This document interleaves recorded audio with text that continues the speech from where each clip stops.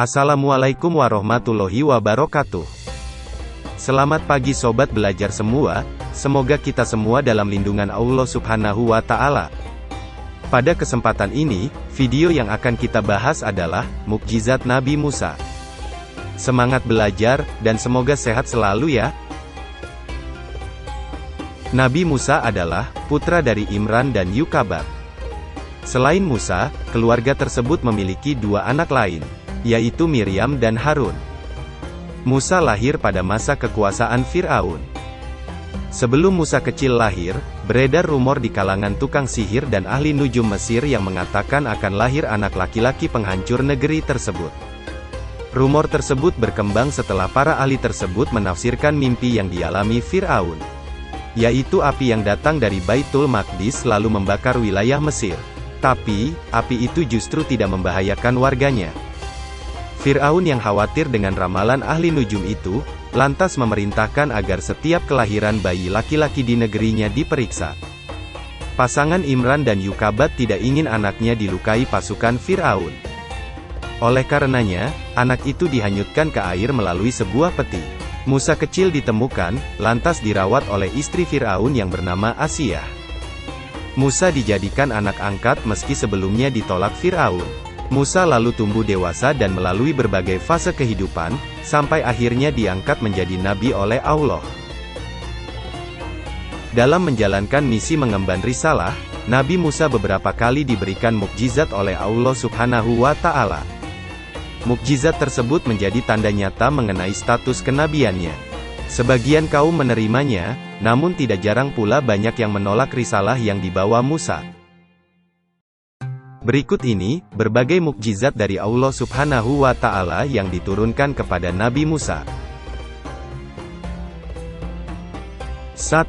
Mengubah tongkat menjadi ular. Kisah Nabi Musa mengubah tongkat menjadi ular terjadi tatkala Fir'aun memintanya untuk menunjukkan mukjizat yang dimiliki.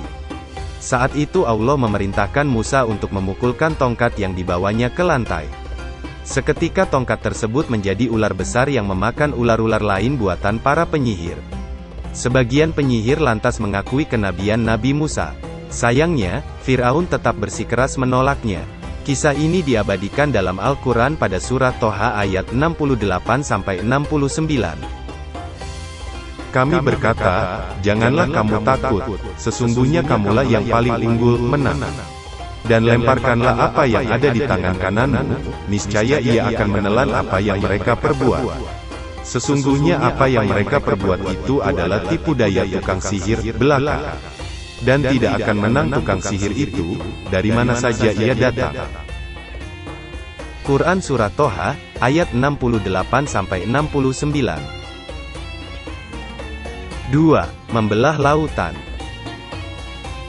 Mukjizat Nabi Musa membelah lautan terjadi, saat Nabi dan umatnya dikejar oleh Fir'aun. Kala terdesak di tepi laut, Allah memerintahkan Nabi Musa untuk memukulkan tongkatnya ke air. Lalu, laut itu terbelah dan mereka bisa melewatinya. Pada peristiwa ini, Fir'aun yang hidup di masa Nabi Musa menemui ajalnya. Tatkala ikut menyusul ke laut yang terbelah, Allah kembalikan keadaan air, dan akhirnya Fir'aun tenggelam beserta pasukannya. Lalu kami wahyukan kepada Musa, pukullah lautan itu dengan tongkatmu. Maka terbelahlah lautan itu dan tiap-tiap belahan adalah seperti gunung yang besar. Quran Surah Asy-Syu'ara, ayat 63. 3. Tangan memancarkan cahaya.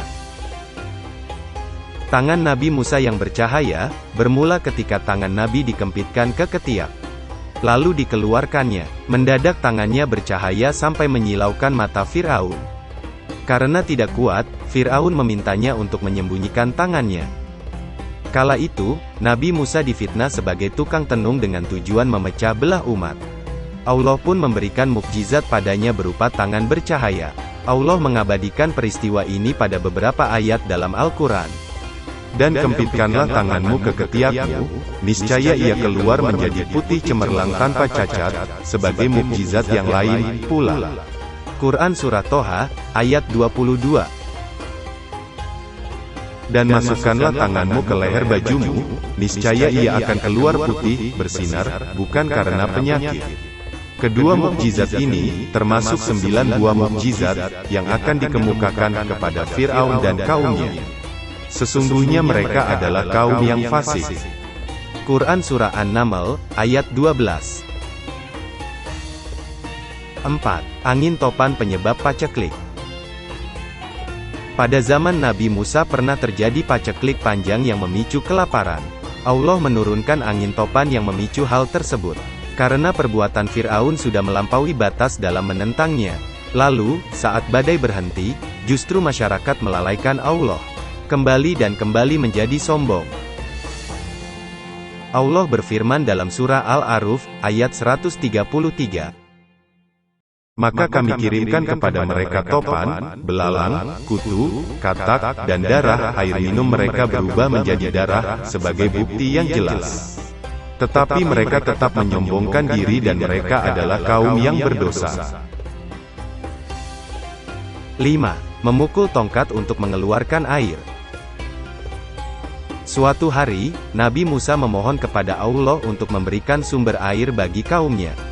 Lalu, Allah memerintah Musa untuk memukul batu menggunakan tongkatnya.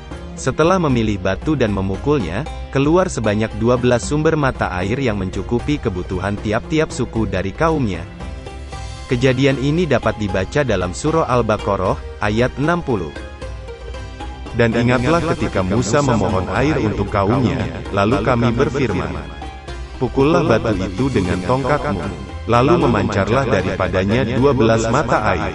Sungguh tiap-tiap suku telah mengetahui tempat minumnya masing-masing. Makan dan minumlah rezeki yang diberikan Allah. Dan janganlah kamu berkeliaran di muka bumi dengan berbuat kerusakan. Quran Al-Baqarah, ayat 60. 6. Menghidupkan orang mati.